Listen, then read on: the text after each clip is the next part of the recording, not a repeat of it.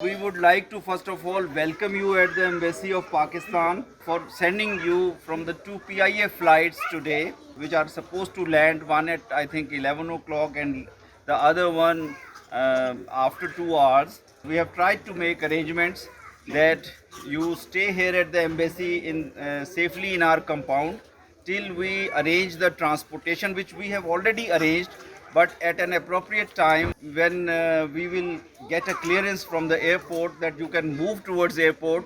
We'll take you in these coasters, in these buses safely to the airport, and your boarding will be arranged in a safe manner, and you hopefully reach Pakistan, and from there onwards you can go to your destination. I would like to underline here that Pakistan Embassy, Pakistan government will continue to provide this assistance to international community members here, our Afghan brothers and sisters here, for those who want to go to Pakistan at this time of their need, and we like to facilitate as much as possible.